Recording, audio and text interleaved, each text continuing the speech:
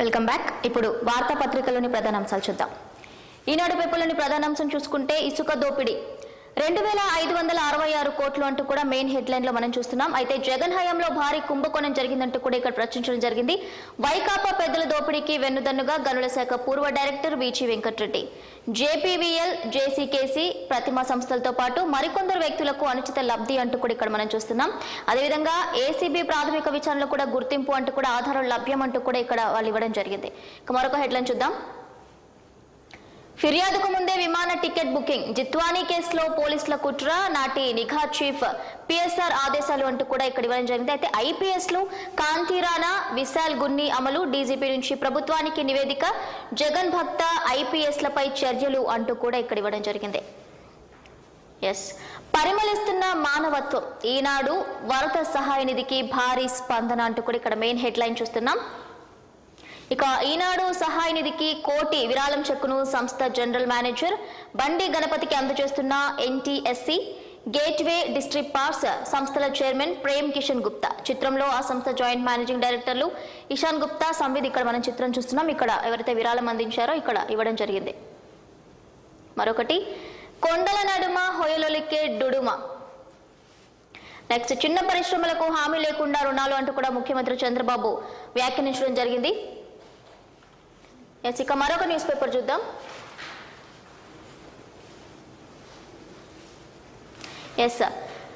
సాక్షిలో చూసుకుంటే main headline ఇక్కడ మనకి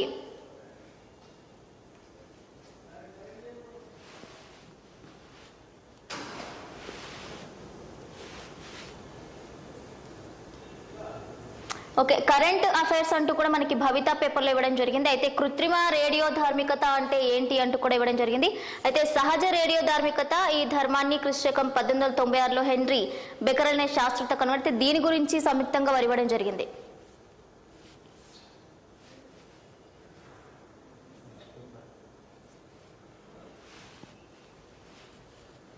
ఇక ఆంధ్రజ్యోతి పేపర్ చూద్దాం. రాలిపోయిన అరుణతార అంటూ కూడా మనకి మెయిన్ హెడ్లైన్ ఇవ్వడం జరిగింది. అయితే సిపిఎం అగ్రనేత ఏచూరి కన్నుమూత, ఇది మనకు తెలిసిన విషయం. అయితే న్యూమోనియాతో ఢిల్లీ ఎయిమ్స్ ఆసుపత్రిలో ఆయన మృతి చెందడం జరిగింది. చిన్ననాటి నుంచే వామపక్ష భావజాలం అలవర్చుకున్న ఆయన విద్యార్థి నాయకుడిగా ఎస్ఎఫ్ఐ పై కూడా ముద్ర.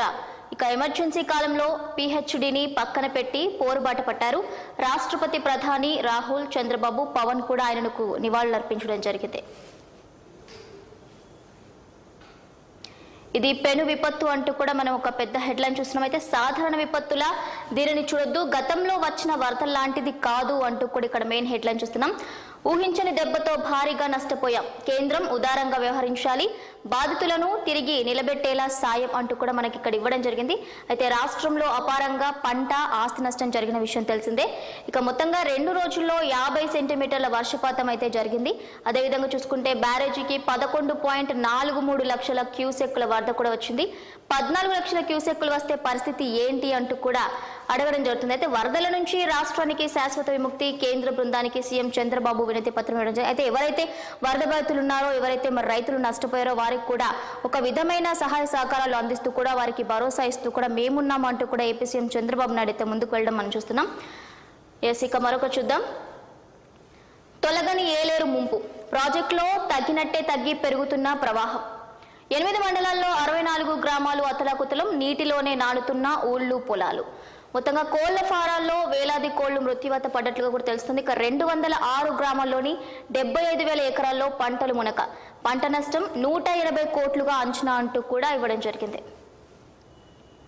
పారిశ్రామిక పార్కుల్లో రైతులకు భాగస్వామ్యం, ఎంఎస్ఎంఈలకు 100 కోట్లతో క్రెడిట్ గ్యారంటీ అంటూ కూడా ఇక్కడ ఇవ్వడం జరిగింది. యూనిట్ల స్థాపనకు డ్వాక్రా మహిళలకు ప్రోత్సాహం అందిస్తామంటూ కూడా వారు చెప్పడం జరుగుతుంది. ఇక ఉద్యాన, ఆక్వా రైతుల లబ్ధికి కూడా సర్కారు కసరత్తు ప్రారంభించింది. ముఖ్యంగా ఎంఎస్ఎంఈ, ఫుడ్ ప్రాసెసింగ్ శాఖలపై కూడా సీఎం ప్రత్యేక దృష్టి సారించినట్లు కూడా తెలుస్తోంది.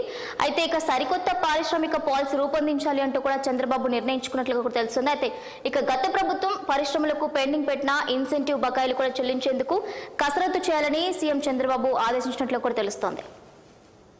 మొత్తంగా ఇక్కడ మరి ఇంకొకటి చూసుకుంటే కూడా అమరావతిలో 150 కోట్లతో టెక్నాలజీ సెంటర్, ఇక యువతకు పారిశ్రామిక వృత్తి నైపుణ్య శిక్షణ అంటూ కూడా మంత్రి కొండపల్లి వ్యాఖ్యానించడం జరిగింది.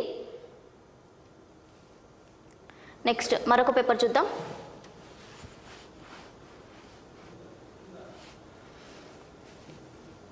ఎస్, వెలుగులో మెయిన్ హెడ్లైన్ చూస్తున్నాం. ఏచూరి కన్నుమూత, కమ్యూనిస్టు యోధుడు ఏచూరి కన్నుమూత అంటూ కూడా మెయిన్ హెడ్లైన్ ఇవ్వడం జరిగింది. అనారోగ్యంతో ఢిల్లీలోని ఎయిమ్స్ లో తుది శ్వాస విడిచారు ఆయన. ఇంతకుముందు పేపర్లో కూడా మనం చూసాం. మరొక హెడ్లైన్ చూద్దాం. ఫిరాయింపులపై కోర్టు ఏ ఆర్డర్ ఇచ్చినా కూడా మాకే మేలు అంటూ కూడా ఇక్కడ మెయిన్ హెడ్లైన్ ఇవ్వడం జరిగింది.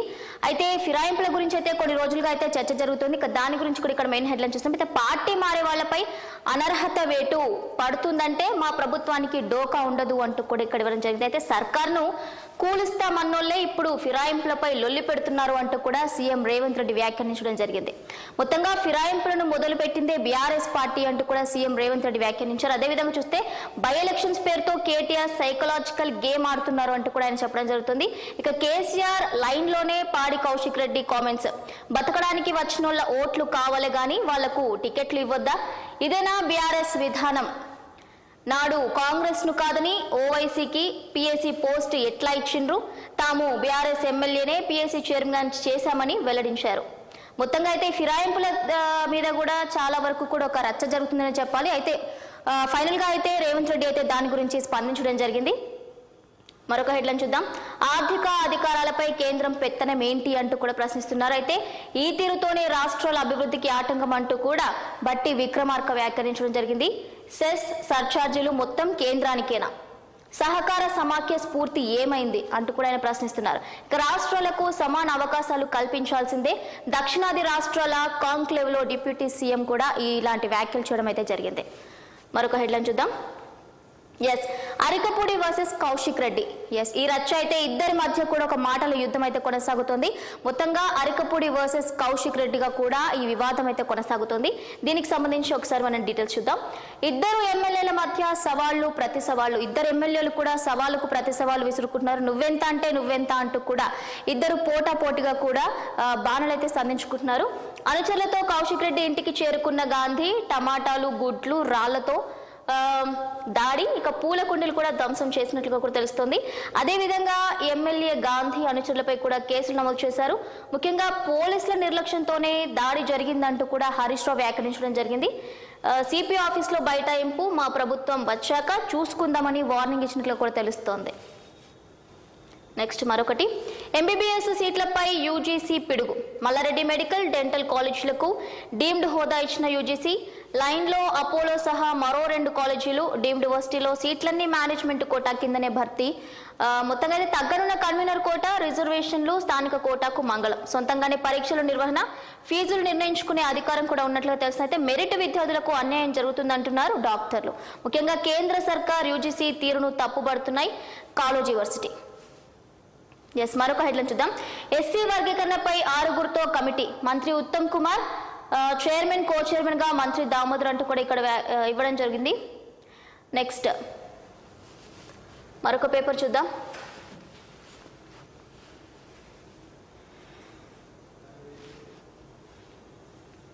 ఎస్, దిశలో చూద్దాం. దిశలో కూడా మనం మెయిన్ హెడ్లైన్ ఏంటంటే కూడా ఫిరాయింపుల చరిత్ర మీదే అంటూ కూడా ఏదైతే ఇంతకుముందు మనం పేపర్లో చూడడం జరిగిందో ముఖ్యమంత్రి రేవంత్ రెడ్డి అయితే దీని గురించి అయితే ఘాటుగా స్పందించడం జరిగింది. అయితే మొత్తంగా ఫిరాయింపుల చరిత్ర మీదే అంటూ కూడా బీఆర్ఎస్ ని అయితే విమర్శించడం జరుగుతుంది. 10 ఏళ్లలో చేసింది అదే అంటూ కూడా ఆయన చెప్పడం జరిగింది. అయితే ముఖ్యంగా ఏఐసీసీ చీఫ్ ఖర్గేతో సీఎం భేటీ అయ్యారు. అయితే ప్రధాన కార్యదర్శి కేసీ వేణుగోపాల్తో సైతం ఆయన భేటీ అయ్యారు. ఇక పార్టీ సంస్థాగత వ్యవహారాలపై కూడా చర్చలు జరిపినట్లుగా కూడా తెలుస్తుంది. అదేవిధంగా కేబినెట్ విస్తరణ, నామినేటెడ్ పోస్టుల డిస్కస్ చేసినట్లుగా కూడా తెలుస్తుంది. ముఖ్యంగా ఏదైతే ఫిరాయింపుల గురించి ఉందో కూడా అన్ని పార్టీల ఎమ్మెల్యేలకు ప్రలోభాలు పెట్టింది మీరే అంటూ ఆ చరిత్ర మీ దగ్గర నుంచే స్టార్ట్ అయింది అంటూ కూడా సీఎం రేవంత్ రెడ్డి చెప్పడం జరుగుతుంది. అయితే ఇప్పుడు నీతులు చెబుతుంది బీఆర్ఎస్, అప్పుడు చేసింది ఏంటి అంటూ కూడా ఆయన ప్రశ్నిస్తున్నారు. అయితే ప్రజా ప్రాతినిధ్య చట్టం, ఫిరాయింపు నిరోధక చట్టం కఠినంగా ఉంటే మా పార్టీకే మంచిది అంటూ కూడా ఆయన చెప్పారు. ఇక ముఖ్యంగా ఎమ్మెల్యేల డిస్క్వాలిఫికేషన్ పై కూడా నో కామెంట్ అంటూ కూడా ఆయన వ్యాఖ్యానించారు. అది స్పీకర్ కోర్టు పరిధిలో ఉన్న వ్యవహారం, మాకు సంబంధం లేదు. సో పిఎస్సి చైర్మన్ పోస్ట్ ప్రతిపక్ష సభ్యుడికి అలాట్ చేస్తున్నాం. అరికెపూడి గాంధీ బీఆర్ఎస్ పార్టీ ఎమ్మెల్యేనే. అసెంబ్లీ సెషన్ చివరి రోజునే స్పీకర్ ప్రకటించారు. అయితే ఆనాడు ఆ పార్టీ నేతలు ఎందుకు ప్రశ్నించలేదు అంటూ కూడా సీఎం రేవంత్ రెడ్డి ప్రశ్నిస్తున్నారు. అయితే కౌశిక్ రెడ్డి ఆంధ్ర సెటిలర్ల కామెంట్ సరికాదు, ఆయనపై ఆ పార్టీ చీఫ్ చర్యలు తీసుకోవాలి అంటూ కూడా ఆయన వ్యాఖ్యానించడం జరిగింది. ఇక ఢిల్లీలో మీడియా చిట్చాట్లో సీఎం రేవంత్ రెడ్డి అయితే ఇలాంటి వ్యాఖ్యలు అయితే చేయడం జరిగింది. మరొక చూద్దాం. రాష్ట్రాల హక్కుల హరింపు, రాజ్యాంగానికి వ్యతిరేకంగా కేంద్రం పెత్తనం, స్టేట్స్ కు సమాన అవకాశాలు కరువు, దక్షిణాది రాష్ట్రాల కాంక్లేవ్ లో deputy CM Bhatti. Next central కు నివేదిక, వరద నష్టంపై కేంద్ర బృందం అయితే కొన్ని పర్యాయాలుగా కూడా అంచనా వేయడం జరుగుతుంది. ఏ మేరకు వరద నష్టం జరిగింది, ఏ విధంగా వారికి సహాయ సహకారాలు అందించాలి, ఏ విధంగా కూడా వారికి అందుబాటులో ఉంటూ కూడా వారి యొక్క సమస్యలు పరిష్కరించాలి అంటూ కూడా ఒక బృందం అయితే కూడా పర్యటిస్తోంది వరద ప్రాంతాల్లో. అయితే వరద నష్టంపై కేంద్ర బృందం అయితే అంచనా వేస్తుంది. ఉమ్మడి ఖమ్మం, నల్లగొండ జిల్లాలో కూడా పర్యటిస్తోంది. ఇక క్షేత్ర స్థాయిలో పంటల పరిశీలన, ముంపు బాధితుల వివరాలు కూడా సేకరిస్తోంది. నెక్స్ట్ వర్గీకరణ అమలుపై స్టడీకి కమిటీ. చైర్మన్ గా మంత్రి ఉత్తమ్, కో చైర్మన్ గా దామోదర, సభ్యులుగా శ్రీధర్ బాబు, పొన్నం సీతక్క, మల్లు రవి అంటూ కూడా ఇక్కడ ఇవ్వడం జరిగింది. ఆర్టీఏ కమిషన్ పై కసరత్తు, దరఖాస్తుల స్క్రూటినీకి సర్కారు కమిటీ అంటూ కూడా ఇక్కడ మనం హెడ్లైన్ చూస్తున్నాం. అయితే చైర్మన్ గా సిఎస్, సభ్యులుగా Vikas Raj, AK Datta, chief commissioner and commissioner పోస్టుల కోసం 700 అప్లికేషన్లు అంటూ కూడా మనకి ఇక్కడ ఇవ్వడం జరిగింది. ముఖ్యంగా మరొక చూద్దాం. ఉరి శిక్ష, చిన్నారిపై అత్యాచారం కేసులో సంగారెడ్డి జిల్లా కోర్టు సంచలన తీర్పు అయితే ఇచ్చింది. అయితే ఉరిశిక్ష వేయాలంటూ కూడా చిన్నారిపై అత్యాచారం కేసులో నిందితుడికి ఉరిశిక్ష విధిస్తూ కూడా సంగారెడ్డి జిల్లా కోర్టు అయితే సంచలన తీర్పు ఇచ్చింది.